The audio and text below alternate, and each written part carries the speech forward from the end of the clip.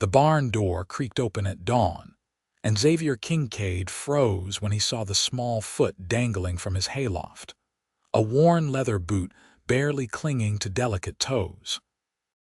He had come to feed the horses, as he did every morning on his ranch outside Durango, Colorado, in this hard summer of 1878. But nothing had prepared him for finding a person sleeping 20 feet above his head in the dried grass he stored for winter. Xavier set down his bucket carefully, not wanting to startle whoever had taken refuge in his barn. He was a tall man of 28 years, with sun-darkened skin and hands calloused from years of working cattle in the unforgiving territory. His ranch sprawled across 300 acres of high desert and mountain meadow, and he had built every fence post and beam of this barn with his own sweat. The ladder creaked under his weight as he climbed. When his eyes cleared the loft floor, he saw her properly. A young woman lay curled in the hay, her dark hair loose and tangled with bits of straw, her dress torn at the hem and dusty from travel. She was thin, too thin, and even in sleep her face held a tightness that spoke of hardship. He guessed she was perhaps 22 or 23, though exhaustion had drawn lines around her eyes that made her seem older. "Miss," Xavier said softly, not wanting to frighten her. "Miss, you need to wake up." Her eyes flew open and she scrambled backward so fast she nearly tumbled off the edge of the loft. Xavier grabbed her arm instinctively, steadying her. She yanked away from his grip, her breath coming in sharp gasps, her green eyes wide with terror. "Easy now," he said, holding up both hands. "I am not going to hurt you. This is my barn, and I just want to know who you are and why you are sleeping up here." She stared at him for a long moment, seeming to measure whether he was telling the truth. Her hand clutched at the collar of her dress, and he noticed how badly her fingers trembled. Finally, she spoke, her voice hoarse. "I am sorry. I will leave right now. I just needed somewhere safe to sleep last night. I did not steal anything, I swear it." "Hold on," Xavier said as she started gathering what few possessions she had, a small bundle wrapped in faded cloth. "Where exactly are you planning to go?" She paused, and he saw the answer in her face before she spoke it. She had nowhere to go. "Into town. I will find work. Durango is 8 miles from here, and you look like you have not eaten in days." He studied her more carefully in the growing light. Her dress, though dirty and torn, had once been fine quality. The remnants of good stitching showed along the bodice. "When did you last have a proper meal?" She lifted her chin, pride flashing in those green eyes. "I can take care of myself." "I am sure you can," Xavier said, though her hollow cheeks suggested otherwise. "But if you spent the night in my hayloft, the least I can do is offer you breakfast before you go on your way. My housekeeper makes biscuits every morning that could resurrect the dead." She hesitated, clearly torn between hunger and caution. Xavier waited, keeping his expression open and unthreatening. He had a sister back in Kansas, and he thought of how he would hope someone might help her if she ever found herself alone and desperate in a strange place. "Just breakfast," she said finally. "Then I will go." "Just breakfast," he agreed, though something in his chest told him this was not going to be as simple as one meal. He climbed down first and waited at the bottom of the ladder, keeping his distance so she would not feel trapped. When she descended, he saw how carefully she moved, as if every muscle ached. Her boots were worn through at the soles, and he wondered how far she had walked to reach his ranch. The morning sun was painting the mountains gold as they crossed the yard to his house.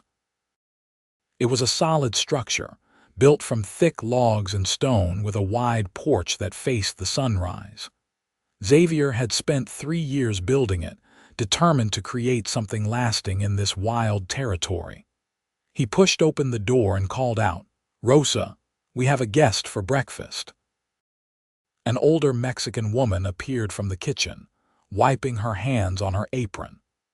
Rosa had worked for Xavier since he first bought this land, and she ran his household with fierce efficiency and equally fierce loyalty. Her eyes went from Xavier to the young woman, taking in the torn dress and exhausted face in one sharp glance. "This child needs more than breakfast," Rosa announced. "She needs a bath, clean clothes, and probably a doctor." "I do not need a doctor," the young woman said quickly. "I am fine." Rosa made a sound that conveyed exactly what she thought of that statement. "Sit," she commanded, pointing to the long table in Xavier's dining room. "I will bring food." The young woman sat gingerly on the edge of a chair, looking like she might bolt at any moment. Xavier took a seat across from her, far enough away to give her space. "I am Xavier Kincaid. I own this ranch. That force of nature in the kitchen is Rosa Mendez. She has kept me alive and fed for the past 5 years. A ghost of a smile touched the young woman's lips. "I am Margot Novak." "Where are you from, Miss Novak?" Her smile vanished. "Lots of places. Most recently from a town called Silverton up in the mountains." Xavier knew Silverton. It was a rough mining town full of hard men and harder luck. "That is nearly 80 miles from here. Did you walk the whole way?" "Some of it. I got rides when I could." She looked down at her hands, which were clenched together in her lap. "I left rather suddenly." Before Xavier could ask more, Rosa returned with a platter piled high with biscuits, gravy, eggs, and bacon. She set it down with a fresh pot of coffee and 2 cups. "Eat," she ordered Margot. "Do not be polite. Eat until you are full." Margot's restraint lasted about 30 seconds before hunger overcame her pride. She ate with the desperate focus of someone who had gone too long without food, barely pausing to breathe between bites. Xavier kept his eyes on his own plate, not wanting to embarrass her, but he felt a growing anger at whatever circumstances had brought her to this state. When she finally slowed down, having eaten enough to feed 2 men, Margot looked up with color rising in her pale cheeks. "I apologize. That was not very ladylike." "That was human," Xavier said. "How long since you ate properly?" 3 days, I think. Maybe 4, I lost track." She wrapped her hands around the coffee cup Rosa had poured for her. "I had a little money when I left Silverton, but it ran out quickly. I tried to find work in the towns between here and there, but nobody wanted to hire a woman traveling alone. They all assumed I was running from something scandalous." "Were you?" Xavier asked it gently without judgment. Margot met his eyes directly. "Yes, but not what they thought. I was not running from a husband or a crime. I was running from a man who thought he owned me because my father owed him a gambling debt." Xavier's jaw tightened. "Your father used you to pay his debts." "My father died 6 months ago. He worked in the mines in Silverton. After the accident that killed him, this man, his name was Vernon Hollies, came to me and said my father owed him $500. He said I could work it off in his saloon." The way she said the last word made it clear exactly what kind of work Hollies had expected. "When I refused, he told me he would have me arrested for theft. He had some connection with the local law. I knew if I stayed, he would eventually get what he wanted one way or another. So I left in the middle of the night with whatever I could carry." "You did the right thing," Xavier said firmly. "Men like that are a plague on decent society." Rosa had been listening from the kitchen doorway, and she came forward now with a bundle of clean clothes. "These belonged to Xavier's sister when she visited last year. They will fit you better than that dress. Come, I will show you where you can wash and change. Then you can rest properly." Margot looked between them, confusion and wariness mixing on her face. "You have both been very kind, but I cannot impose further. I should get to Durango and find work." "Doing what?" Xavier asked practically. "You have no references, no family in town, and by your own admission, no money. What do you think will happen to you?" She lifted her chin again with that stubborn pride. "I will find something. I can cook, clean, so I am educated. My mother was a school teacher before she married, and she taught me to read and figure numbers." "Then work here," Xavier heard himself say. The words came out before he had fully thought them through, but once spoken, they felt right. "I can always use help on the ranch. Rosa has been asking me to hire someone to help with the house and the chickens and the garden. You can work off room and board, and I will pay you a fair wage besides." "Xavier," Rosa said, a note of approval in her voice. "That is a good idea." Margot was shaking her head. "I cannot. People would talk. A single woman living on your ranch, it would ruin your reputation." "My reputation can withstand some gossip," Xavier said dryly. "And you would not be living in the main house anyway. I have been meaning to convert the old bunkhouse into proper quarters. Until I do that, you can have the spare room upstairs and Rosa can chaperone your virtue." "I sleep here 3 nights a week anyway," Rosa added. "The other nights my daughter expects me home, but I will stay full-time until the bunkhouse is ready. There will be no scandal." Margot looked at them both, and Xavier saw the exact moment when her pride warred with her desperation and lost. Tears welled in her eyes, though she blinked them back fiercely. "I will work hard. I promise you will not regret this." "I know I will not," Xavier said, and meant it. Over the next week, Xavier discovered that Margot had not exaggerated her skills. She attacked every task Rosa gave her with determined efficiency, as if she were trying to prove her worth with every swept floor and folded sheet. She helped in the garden, pulling weeds in the hot sun without complaint. She fed the chickens and collected eggs, mended torn clothes and blankets, and cooked meals that impressed even Rosa. But Xavier noticed other things too. The way she startled at sudden sounds. How she always positioned herself near an exit, as if planning an escape route. The nightmares that sometimes woke her in the dark hours before dawn. He would hear her moving around the house, and once he came downstairs to find her sitting at the kitchen table with a lamp, her hands wrapped around a cup of tea, her face haunted. "Cannot sleep?" he asked from the doorway. She jumped, then relaxed when she saw it was him. "I did not mean to wake you." "You did not. I am a light sleeper myself." He moved to the stove and poured his own cup of tea, then sat down across from her. In the lamplight, her face looked softer, younger, and he found himself noticing details he had tried not to see during the day. The curve of her cheek, the way her dark hair fell over her shoulder in a loose braid, the intelligence and strength in her eyes even shadowed as they were by worry. "Bad dreams, just dreams," she said, but he saw the lie in her face. "You are safe here," Xavier said quietly. "I want you to know that. Whatever you are afraid of, it cannot reach you on this ranch." Margot studied him for a long moment. "Why are you doing this? You do not know anything about me. I could be a thief or a liar. I could steal from you and disappear in the night. Are you planning to?" "No." "Then I am not worried." He took a sip of his tea.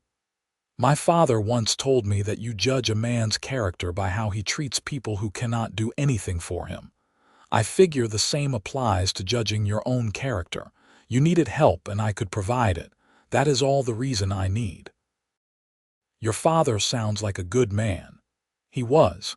He died 5 years ago back in Kansas. That is when I came west and bought this land." Xavier looked out the dark window toward the invisible mountains. "He always wanted to see the frontier. I figure I am living his dream for him." "My father used to say he would strike it rich in the mines," Margot said softly. "He said we would move to San Francisco and live in a grand house by the ocean, but the only thing he struck was the rock that collapsed on him." "I am sorry." "So am I." She stood, carrying her cup to the basin. "I should try to sleep again. Morning comes early." "Miss Novak," Xavier said as she reached the stairs. "Margot, You do not have to prove anything to me. You have a place here as long as you want it." She looked back at him, and something in her expression made his heart beat faster. "Thank you, Xavier, for everything." After she went upstairs, Xavier sat in the kitchen for a long time, listening to the old house settle around him and wondering what he had gotten himself into. He had not been looking for complications in his orderly life. The ranch took all his time and energy, and he had been content with that. But now there was a woman sleeping upstairs who made him think about things he had set aside years ago. Things like companionship and conversation, and the sound of someone else's voice in his house.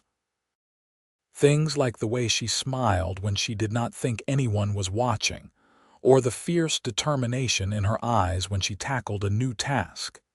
He was in trouble, Xavier realized. The kind of trouble that had nothing to do with outlaws or cattle thieves, and everything to do with the rapid beating of his heart. The next morning, Xavier began building the room he had promised. He chose a spot on the side of the house that faced the mountains, where the morning sun would stream through the window. Rosa had suggested converting the old bunkhouse, but Xavier found himself wanting to do something better. He wanted to build Margot something of her own, a space that would be truly hers. He worked on it during the early mornings and late evenings after the day's ranch work was done. It was hard labor, digging the foundation, hauling rocks for the base, cutting and fitting the logs. His hands blistered and his back ached, but he kept at it with a determination that surprised even him. Margot noticed, of course. One evening about 2 weeks after she had arrived, she came out to where he was working, bringing him a jar of cold water from the spring house. "You are building me a room," she said. It was not a question. Xavier wiped sweat from his face and took the water gratefully. "I told you I would." "I thought you meant you would fix up the old bunkhouse. This is something different. The bunkhouse has holes in the roof and a dirt floor." "You deserve better." He drank deeply, then set the jar down and picked up his saw again. "It will be ready in another few weeks if the weather holds." "Xavier, you do not have to do this. The spare room in the house is fine." "I want to," he said, and realized how true it was. He wanted to build her something solid and lasting, something that would keep her safe and comfortable. He wanted to give her a reason to stay. Margot was quiet for a moment, and when he glanced at her, he saw her eyes were bright with unshed tears. "Nobody has ever done something like this for me before." "Then people have been fools," Xavier said bluntly. He set down the saw and faced her properly. "You work harder than any hand I have ever hired. You have brought life to this place."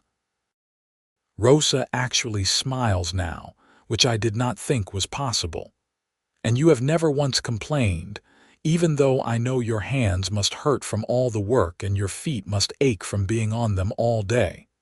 If anything, I am not doing enough." She took a step closer, and Xavier's breath caught in his chest. They were standing very near each other now, close enough that he could see the flecks of gold in her green eyes, close enough to smell the scent of bread and sunshine that clung to her skin. For a moment he thought she might reach out and touch him, and he realized how desperately he wanted her to. But then Rosa's voice called from the house, asking for help with something, and the moment broke. Margot stepped back, color rising in her cheeks. "I should go help her." "Thank you for the water. I mean, you are welcome for the water, I mean." She stopped, flustered, and Xavier found himself smiling at her confusion. "Go on," he said gently. "I will be in for supper soon." He watched her hurry back to the house, then turned back to his work with renewed energy. He was definitely in trouble, he thought, but it was the best kind of trouble he had ever known. As summer deepened into August, the room took shape. Xavier worked with a care and attention to detail that would have surprised anyone who knew his usual efficient, practical approach to building. He fitted each log perfectly, chinked the gaps with careful precision, and built a real wood floor raised up from the ground. He installed a window with actual glass, ordered specially from the store in Durango.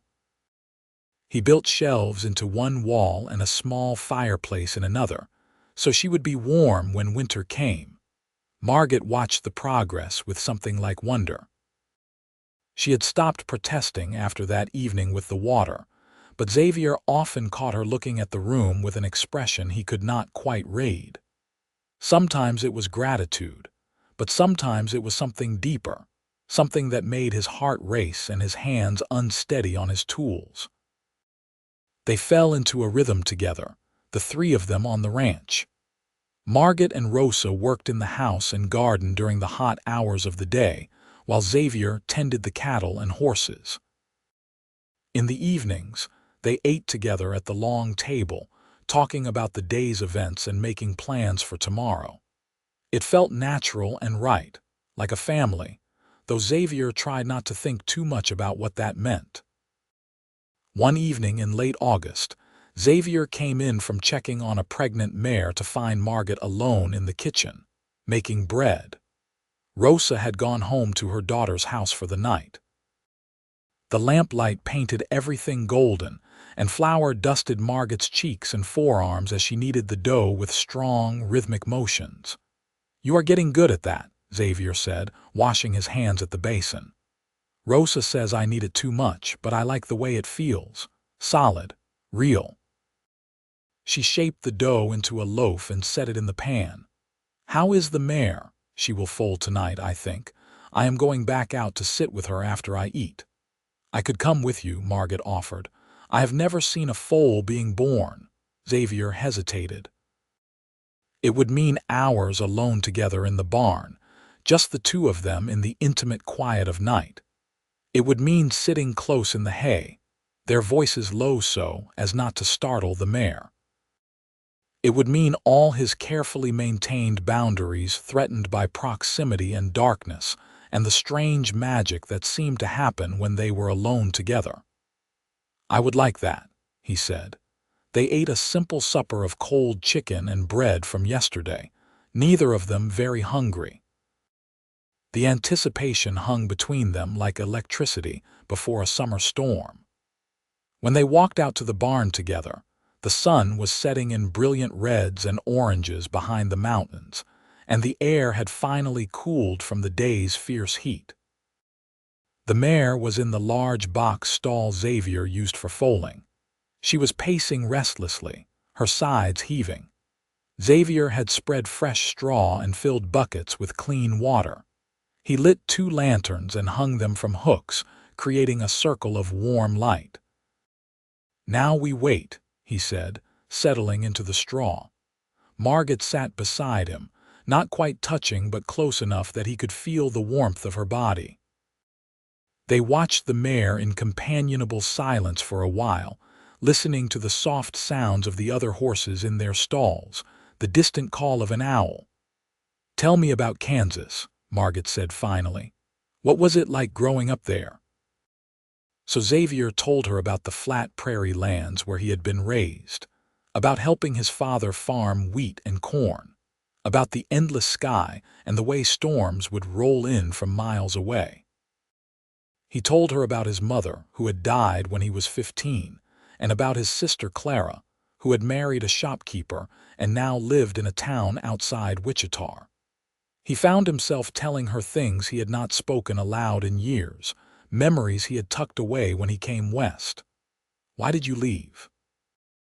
Margot asked. "It sounds like you loved it there." "I did. But after my father died, I needed something different, something that was mine, not just inherited. I wanted to build something from nothing to prove I could." He glanced at her. "I suppose that sounds foolish." "No," she said softly. "It sounds brave." "What about you?" Xavier asked. "What was your life like before Silverton?" Margot drew her knees up and wrapped her arms around them, a defensive posture he had seen before when she talked about her past. "We moved around a lot when I was young. My father always chased the next opportunity, the next sure thing. My mother tried to make each place a home, but it was hard. She died when I was 16, and after that it was just my father and me. He loved me, I know he did, but he loved gambling more. He could not help himself. We ended up in Silverton 3 years ago because he heard the mines were producing. He got work as a timber man, shoring up the tunnels. The pay was good when he did not lose it all in poker games. That must have been hard for you. It was lonely, she admitted. Women like me, we did not fit in mining towns.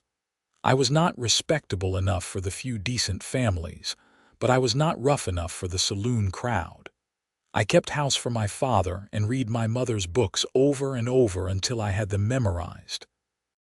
When he died, I thought maybe I could make something of my life, finally, but Vernon Hollies had other ideas.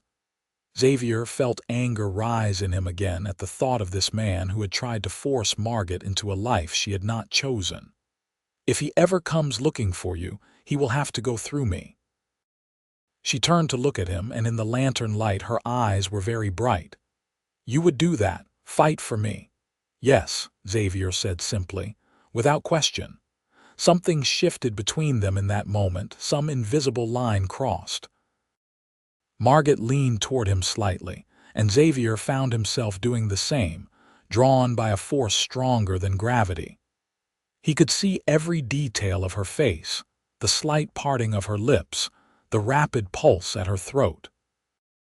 The mare chose that moment to let out a low groan, and they both turned quickly toward her. The foal was coming.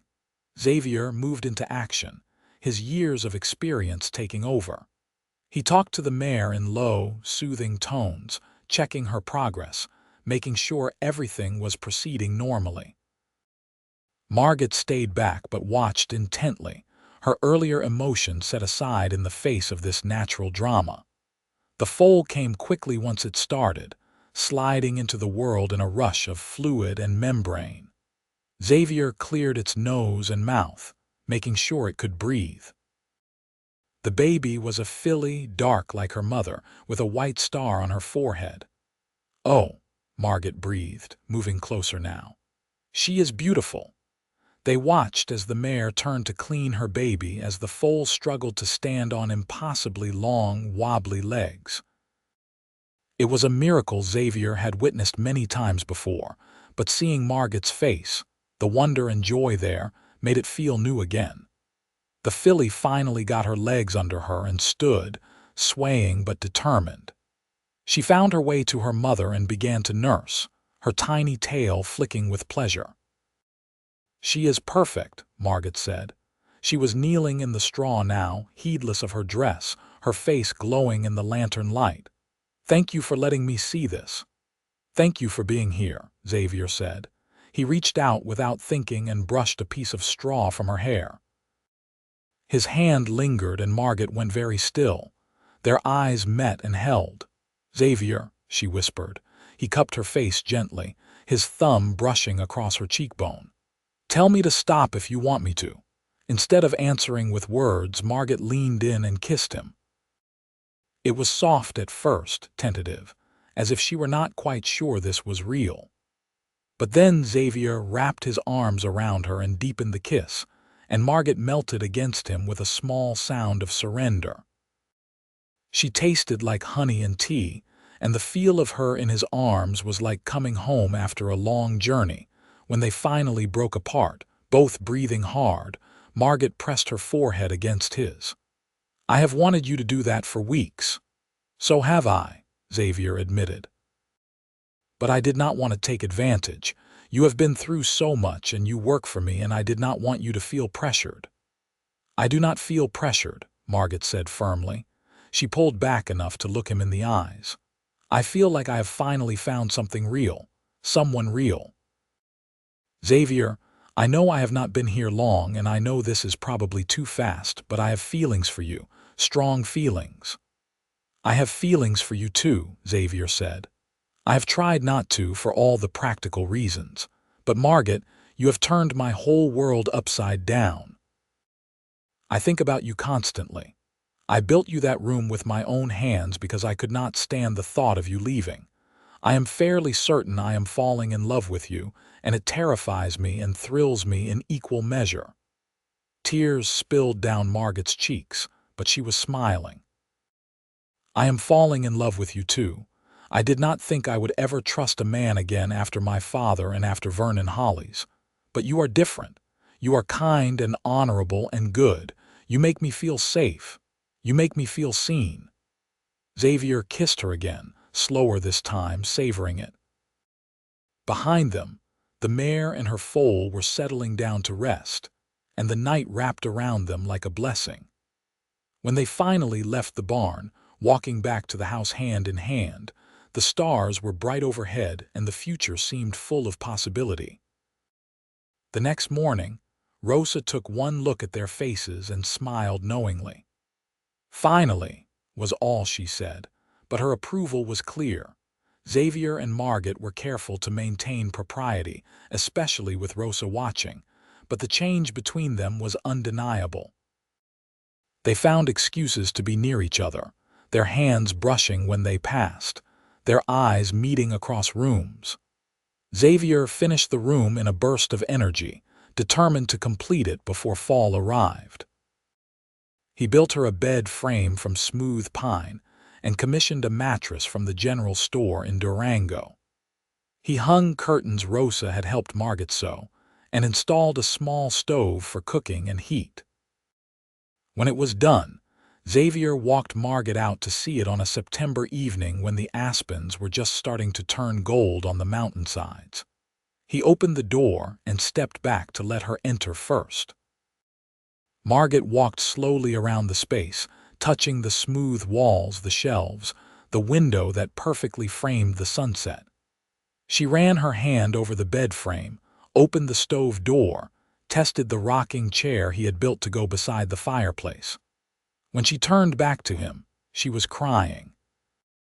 "Xavier, this is the most beautiful thing anyone has ever done for me. It is perfect. It is everything."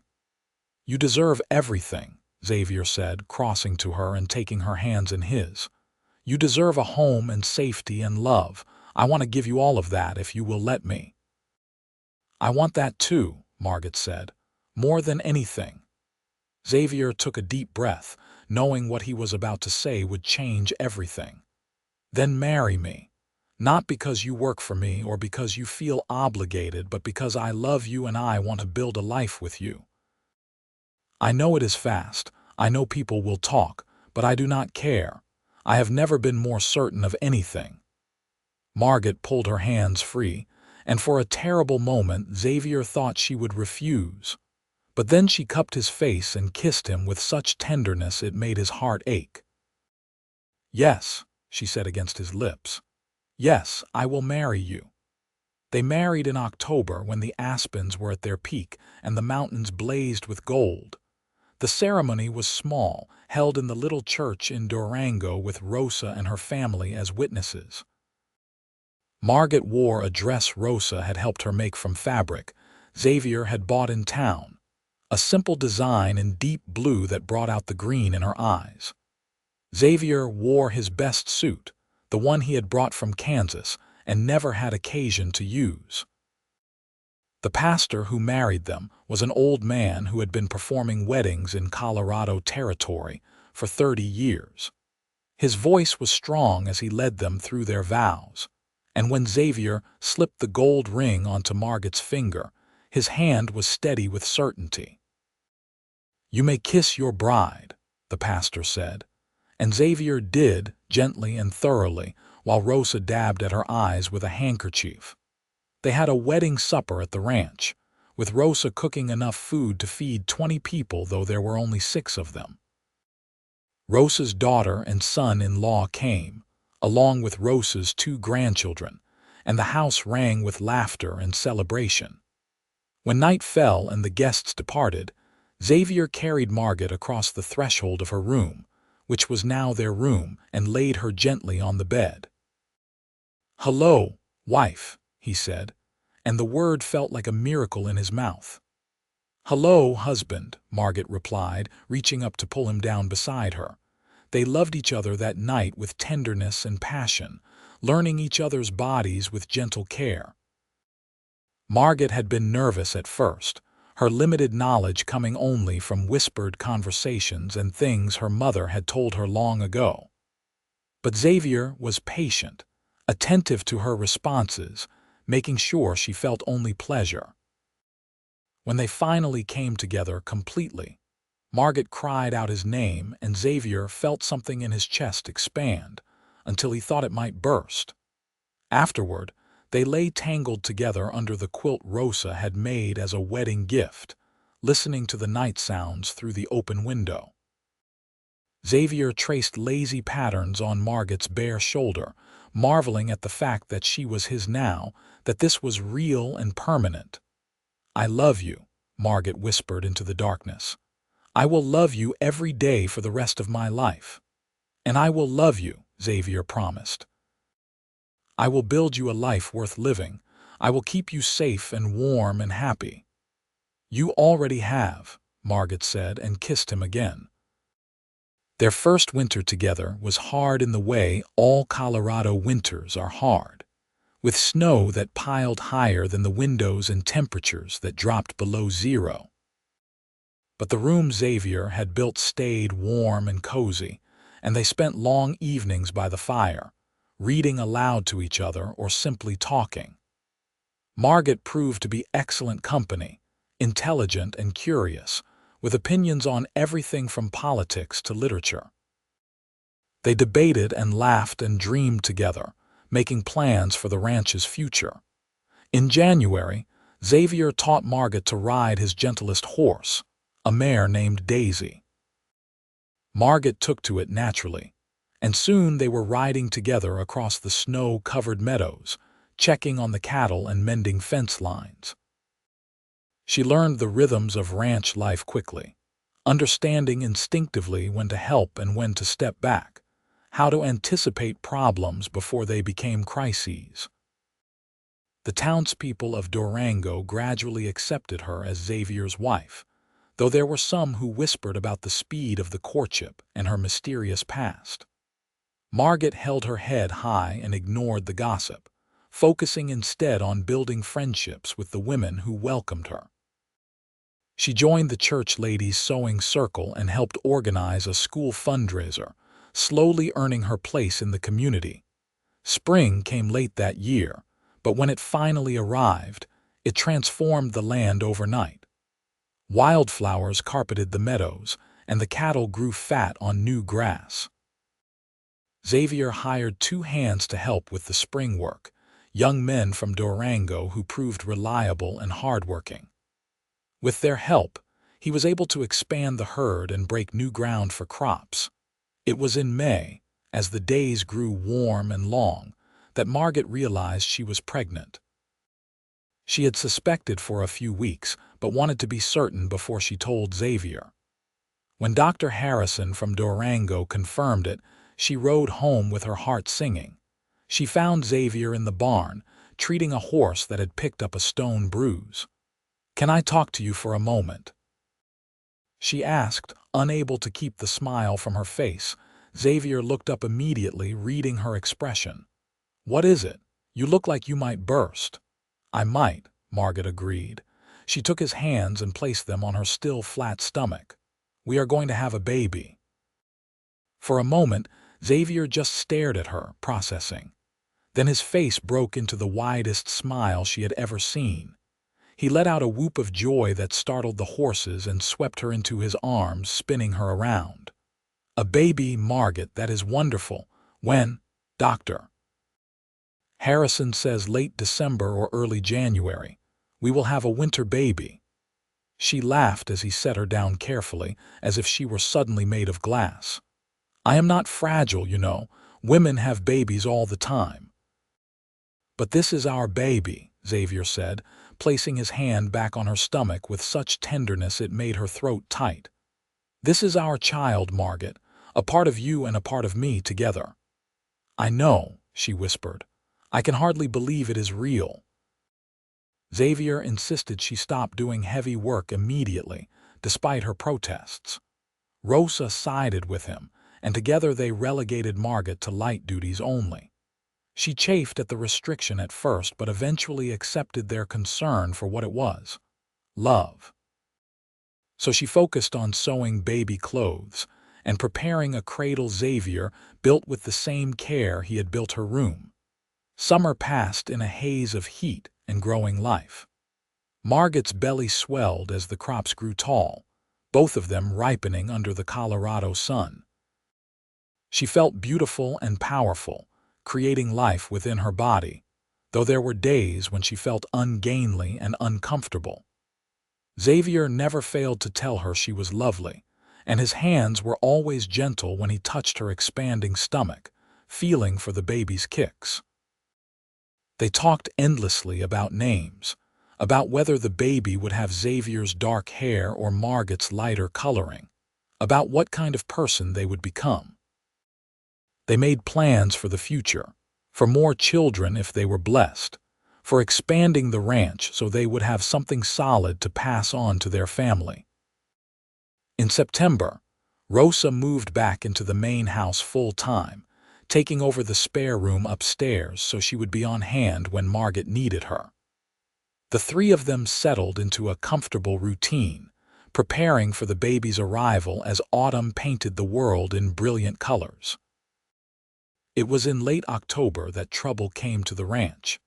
Xavier was out checking the northern fence line when he saw the rider approaching. Something about the man's bearing set off warning bells, and Xavier turned his horse toward home at a gallop.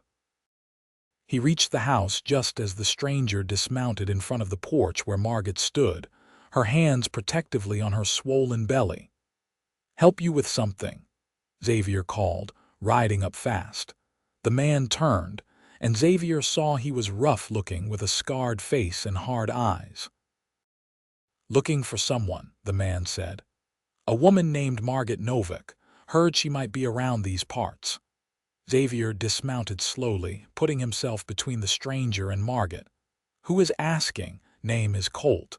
I work for Vernon Hollies up in Silverton.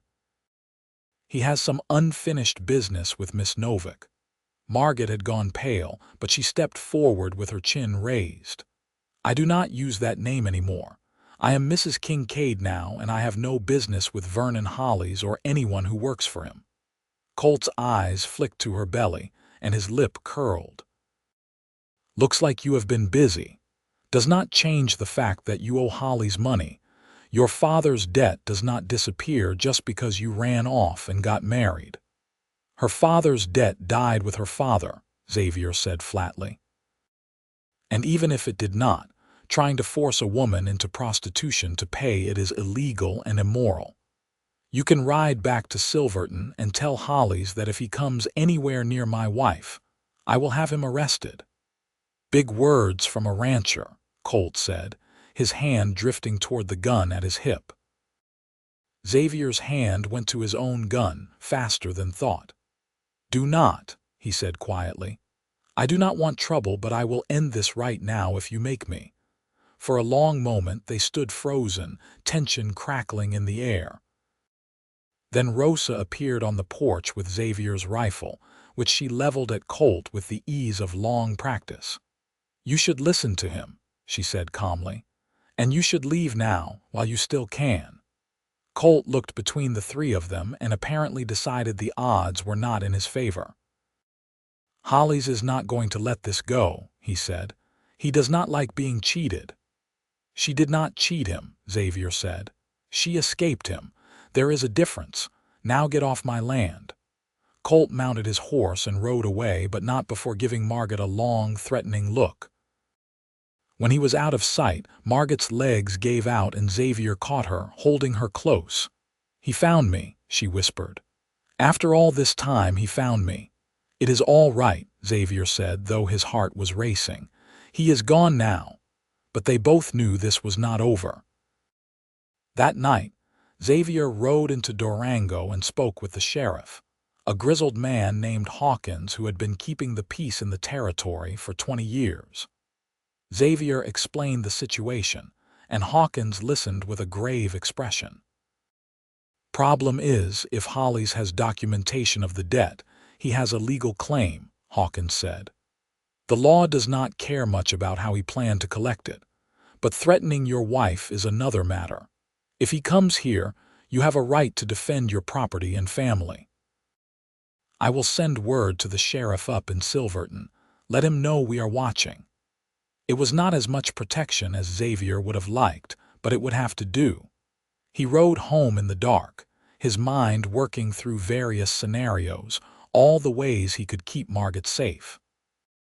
When he arrived back at the ranch, he found Margot still awake, sitting in the rocking chair by the fire. She looked up when he entered, her face drawn with worry. "What did the sheriff say?" Xavier told her, not sugar-coating it.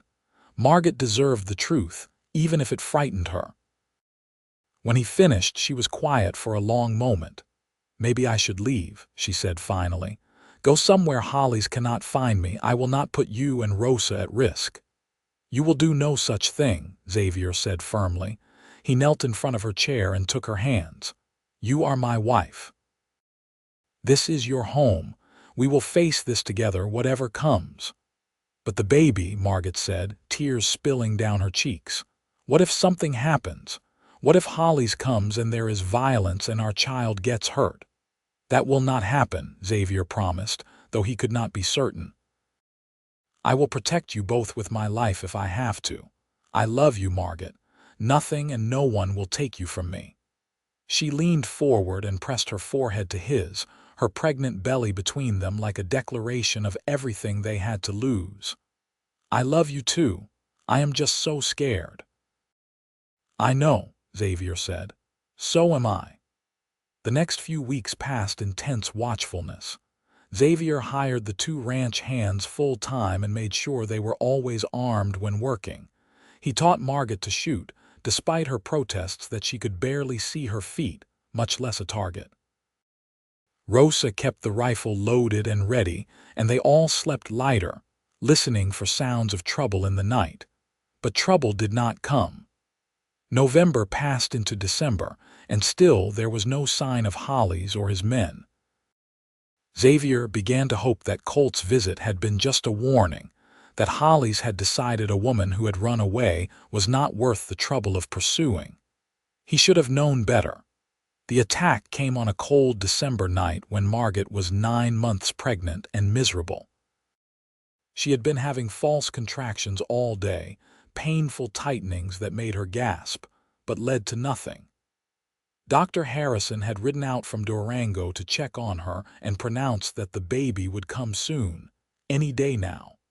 He left just before sunset, promising to return if they sent word.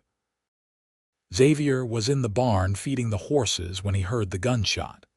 He dropped the bucket and ran for the house, his gun drawn, his heart in his throat. He burst through the door to find Rosa standing with the rifle, smoke still curling from the barrel. Through the window, he could see 3 men on horseback, retreating fast. "They tried to come in," Rosa said, her voice shaking but steady. "I fired over their heads. They left." Margot was on the floor, and for one terrible moment Xavier thought she had been shot. But then he saw she was holding her belly, her face twisted in pain. "Xavier," she gasped, "the baby is coming, really coming." "Now?" Xavier asked stupidly, his mind still trying to process the attack and the new crisis simultaneously. "Now," Margot confirmed and cried out as another contraction hit. Rosa sprang into action, shouting orders at Xavier to boil water and bring clean sheets. Xavier sent one of the ranch hands racing to Durango to fetch Dr. Harrison, though they all knew the doctor might not make it in time. Then he helped Rosa get Margot to their bed, supporting her when the contractions made her legs weak. "You have to watch the house," Margot panted between pains. "Hollies might come back." "I am not leaving you," Xavier said firmly. "Rosa can help me," Margot insisted. "The baby will not come for hours yet. Please, Xavier. I need to know you are protecting us." So Xavier found himself stationed at the window with his rifle, watching the dark yard for movement while behind him his wife labored to bring their child into the world. It was the longest night of his life. torn between the need to watch for danger and the need to be with Margot. Every cry of pain from her made him flinch, made him want to abandon his post and go to her. Rosa came and went, bringing hot water and towels, updating him on Margot's progress. "She is doing well," Rosa said around midnight. "She is strong. The baby will come soon." An hour later, Xavier heard a sound in the darkness outside, the soft crunch of boots in snow. He tensed, raising the rifle, peering into the night. A shadow detached itself from the barn and moved toward the house. Then another. Xavier fired a warning shot, the report echoing across the ranch. "That is far enough," he shouted into the darkness. "The next shot will not be a warning." "Just want to talk, Kincaid," a voice called back. Xavier recognized it as Colt, the man who had come before. "Holly sent me to make a deal." "I am not interested in deals," Xavier called back. "You should be. All Holly's wants is what he is owed. Give him the money, $500, and he will leave your woman alone. He will even tear up the debt papers, make it official." $500, Xavier repeated. It was a fortune, more than most men saw in a year. He had some savings, but paying it would leave him with almost nothing for the ranch, for his family. "And how do I know he will honor that agreement?" "You have my word," Colt said from behind him. Xavier heard Margot scream, a primal sound that meant the baby was close. Rosa shouted for him, her voice urgent. Xavier was caught, trapped between two impossible situations. If he left his post to help with the birth, Holly's men might attack. If he stayed, he might miss the birth of his child. "Give me an hour," Xavier shouted to Colt. "Come back at dawn and I will have your answer." 1 hour, Colt agreed. "But Holly's is not a patient man, Kincaid. If you do not pay, we will take what we are owed one way or another." The shadows retreated, and Xavier finally allowed himself to turn from the window and go to Margot. She was propped up in bed, her face red and streaked with tears, her hair plastered to her forehead with sweat. Rosa was between her legs, coaching her through the pushes. "I am here," Xavier said, taking Margot's hand.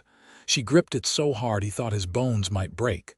"I can see the head," Rosa announced. "One more big push, Margot. You can do this." Margot bore down with a guttural cry, and Xavier watched in awe as his child entered the world. Rosa caught the baby expertly, clearing its nose and mouth. A second later, a thin wail filled the room. "A boy," Rosa said, smiling as she wrapped the baby in clean cloth. "You have a son." Xavier could not speak, could not think. Rosa placed the tiny bundle in his arms, and he stared down at the red, wrinkled face, the shock of dark hair, the miniature fingers that waved aimlessly in the air. His son. His and Margot's son. "Let me see him," Margot said weakly, and Xavier carefully transferred the baby to her arms.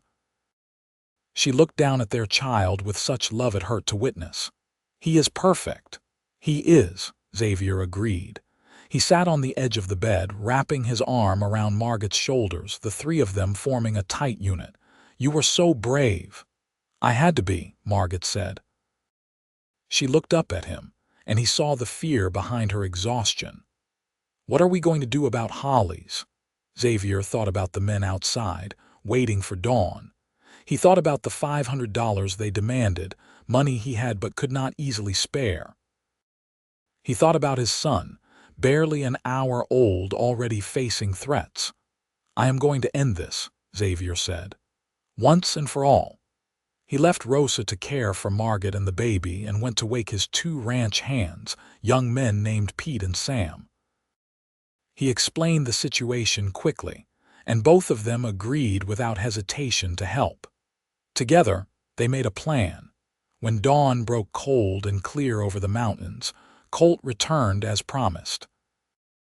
But this time, he found Xavier waiting for him in the yard, not alone but flanked by Pete and Sam, all three of them armed. Behind them, several of the neighboring ranchers had arrived, men Xavier had sent word to during the night.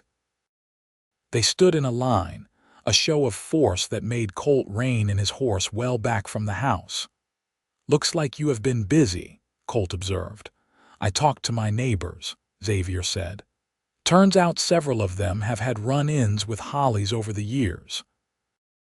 He likes to use fake debts to extort money, especially from people who have no family or connections to fight back. One man lost his daughter to Hollies' saloon because of a fake gambling debt. Another lost his ranch." "That has nothing to do with your woman's debt," Colt said, but his voice was less certain now. "It has everything to do with it," Xavier said, "because we are done being intimidated. You can go back to Hollies and tell him that if he wants $500 from my wife, he can take her to court and prove the debt is real. But I suspect he will not, because it is not real. Her father never owed him anything. Hollies made it up, thinking he could force a young woman with no protection into working for him." "You do not know what you are talking about," Colt blustered. "I do," Xavier said, "and so do all these men. We are prepared to ride to Silverton together and swear out complaints against Hollies. The law might be slow, but even crooked sheriffs do not like it when multiple ranchers come forward with evidence of extortion." Colt looked at the line of armed men, at their determined faces, and apparently decided the fight was not worth it. "Hollies will not like this." "I do not care what Hollies likes," Xavier said. "Tell him to stay away from my family. Tell him if he sends anyone back here, they will not leave alive. Tell him this territory is done being afraid of him." Colt wheeled his horse and rode away fast, and Xavier allowed himself to breathe for the first time since the night before. The ranchers stayed for breakfast, celebrating the birth of Xavier's son and the successful standoff. They drank coffee and ate Rosa's biscuits and promised to keep watch, to warn each other if Hollies tried to retaliate. But Hollies did not retaliate. Word came a few weeks later that he had left Silverton suddenly, owing money to several powerful men. He had fled to California, and good riddance. The threat that had hung over Margot for so long was finally, truly gone. Life settled into a new rhythm on the ranch. Margot recovered from the birth slowly, her body healing while she learned the demands of caring for a newborn. They named their son Marcus Daniel Kincaid, Marcus after Xavier's father and Daniel after Margot's. He was a hungry baby who woke frequently to nurse, but even sleep-deprived and exhausted, Margot glowed with happiness. Xavier discovered a tenderness in himself he had not known existed.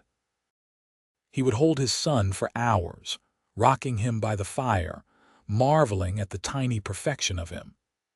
He sang lullabies his own mother had sung, told stories about Kansas and the frontier, made promises about the future he would build for this child. Rosa doted on the baby shamelessly, claiming grandmother rights despite no blood relation. She sewed little clothes and knitted blankets, and insisted on taking Marcus for a few hours each day so Margot could rest. The house was full of life and love and noise, everything Xavier had dreamed of when he first built it years ago. Spring came again, and with it the hard work of calving season and planting. But Xavier did not mind the labor because he was working for something bigger than himself now. He was building a legacy for his son, for the children he hoped would come after. He and Margot often talked about having more babies, about filling the ranch with family. Marcus grew from a tiny infant to a chubby baby who smiled and cooed at everyone. He had Xavier's dark hair and Margot's green eyes, a perfect blend of them both.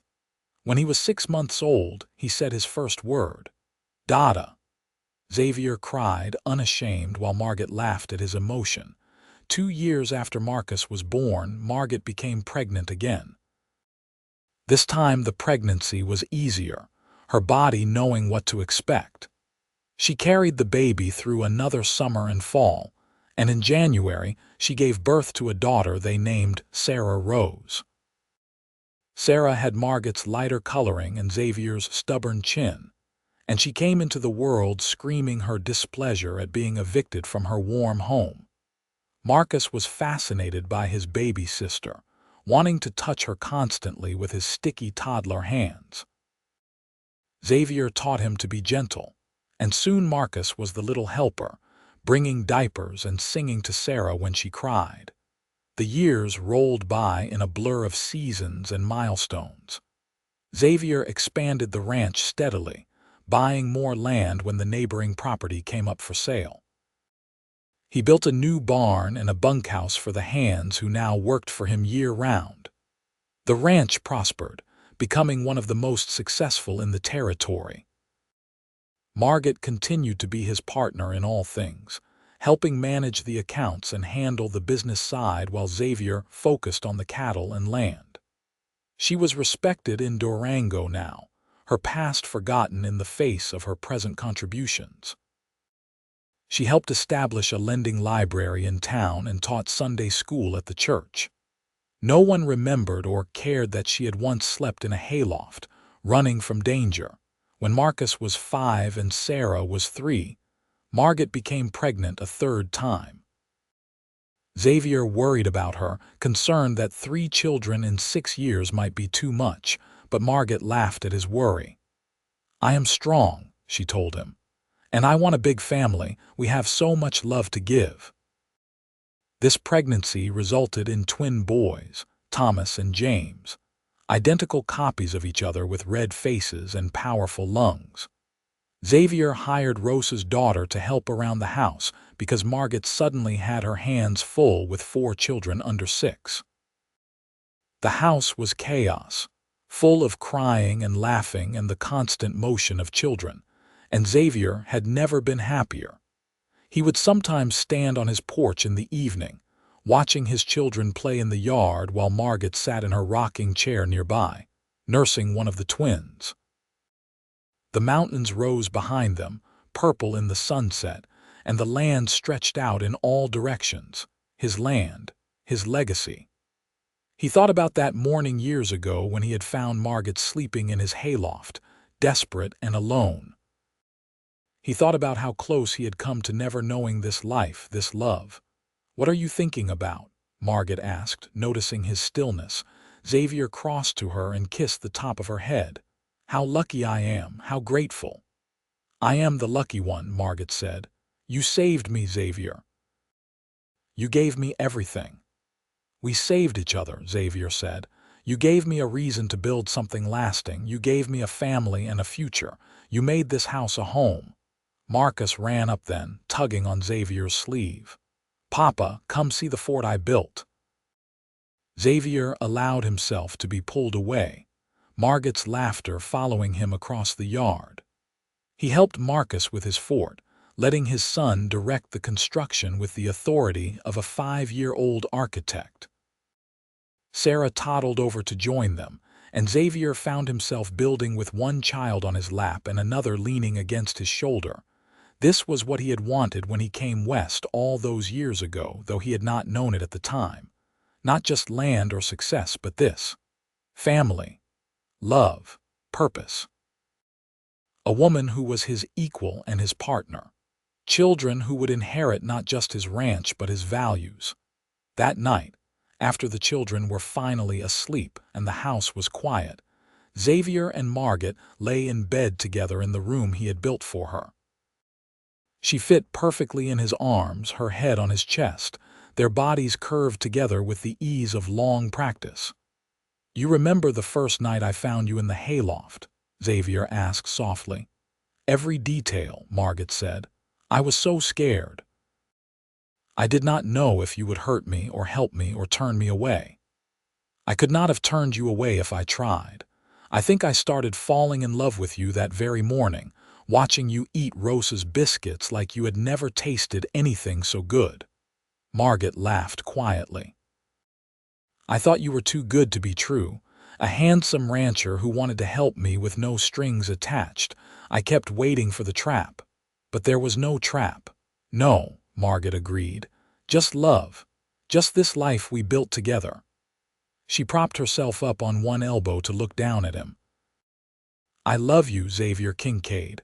I will love you until my last breath and beyond." "And I love you," Xavier said, pulling her down for a kiss that was sweet and familiar and still made his heart race. "My beautiful wife who slept in my hayloft and stole my heart." "I did not steal it," Margot corrected. "You gave it freely." "That I did," Xavier agreed, "and I would do it again in a heartbeat."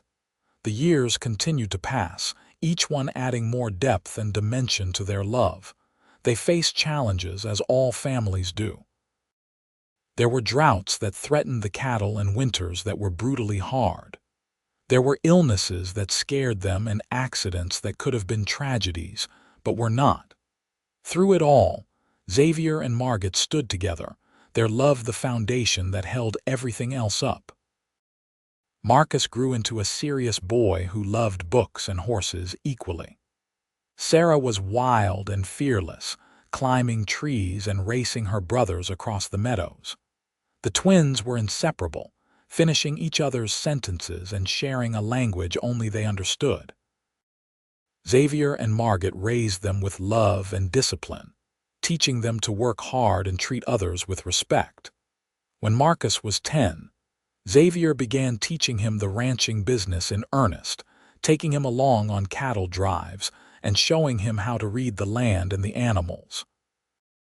Marcus absorbed it all with quiet intensity, asking smart questions and remembering everything he was told.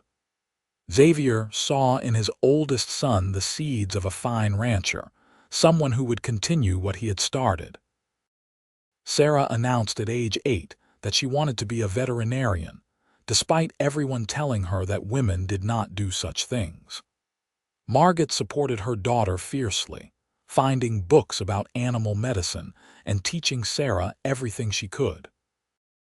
Xavier was proud of his daughter's determination, her refusal to accept limits. The twins were still young enough to be mostly interested in playing and causing mischief, but they showed signs of their father's work ethic and their mother's intelligence. Xavier knew they would find their own paths in time. Margot continued to be his greatest treasure. The years had added silver to her dark hair and fine lines around her eyes, but to Xavier, she was more beautiful than ever. She had grown into herself, confident and strong, the frightened young woman in the hayloft transformed into a force of nature. She ran their household and half the ranch business, handled the accounts and the social obligations, and still found time to be a loving wife and mother. On their 10th wedding anniversary, Xavier took Margot into Durango for a rare night away from the children. Rosa agreed to watch the 4 little ones, though she warned them that she was getting too old for such nonsense. Xavier rented a room at the best hotel in town and took Margot to dinner at the fanciest restaurant, determined to celebrate properly. Over roasted chicken and wine, they talked about everything and nothing, enjoying the rare luxury of uninterrupted conversation. Margot's face was flushed with the wine and the warmth of the room, and Xavier thought about how much he still desired her, even after 10 years of marriage and 4 children. "You ever regret it?" Margot asked suddenly. "Taking me in, I mean. Your life would have been so much simpler without me." "Simpler," Xavier agreed, "but emptier. Margot, you gave me purpose. Before you, I was just existing, building a ranch but not really living. You showed me what life could be, what it should be." "I was so lost when you found me," Margot said softly. "I had given up hope of ever having a real life, a real home. And then you appeared, like something out of a story, offering me everything I had dreamed of but thought I could never have." "I am no hero," Xavier protested. "I just did what anyone decent would do." "You are my hero," Margot said firmly. "You saved me in every way a person can be saved. You gave me safety and love and family. You built me a room of my own that became a home of our own. You gave me children and a future. You are everything to me, Xavier. Everything." Xavier reached across the table and took her hand. "You are everything to me too. You and the children, you are why I work so hard, why I want the ranch to succeed. I want to leave them something lasting. I want our great-grandchildren to walk this land and know that we built it with love." "They will," Margot promised. "Our legacy is not just the land, Xavier. It is the love we have created, the family we have built. That will last longer than any ranch."